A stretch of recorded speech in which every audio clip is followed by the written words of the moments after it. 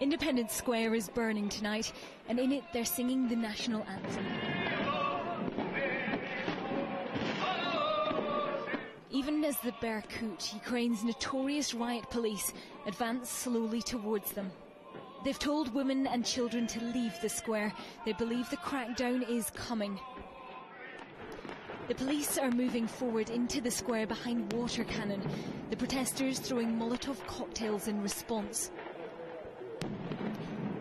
The authorities had warned they would restore order using all means.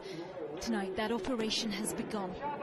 The protesters are attempting to defend their positions here with fireworks, the police responding with stun grenades and huge numbers pushing forward slowly but surely into this camp now. The remains of what were the protesters' tents burning in front of them.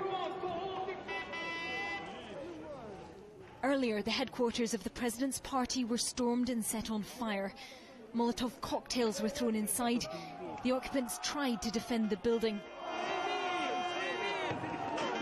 Some officials escaped, but only just. Across town, protesters had tried to get to Parliament. They were halted with 100 yards to go. The protesters threw stones. The police responded with rubber bullets and tear gas.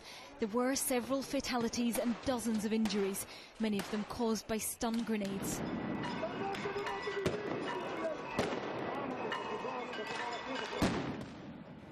The violence is the worst for 3 weeks, and the opposition has now renewed its demand that President Yanukovych stand down. I am appealing to the President of Ukraine. He bears all responsibility. He has all power in the country now. I am convinced that only he can solve this problem. That's why I'm appealing to him as the President of Ukraine. He should call early presidential and parliamentary elections. I'm convinced this will lower the temperature in the society. But it has rarely been higher. The death toll is climbing, the mood of potential compromise of last week gone. This bloodshed has only hardened positions. The trouble began after a delay on a parliamentary debate about reintroducing the 2004 constitution. This would give more power to Parliament, less to the President. The delay caused scuffles in the chamber and protesters to claim he was reneging on a deal. The President, who was being financially wooed by both the EU and Russia, chose Russia.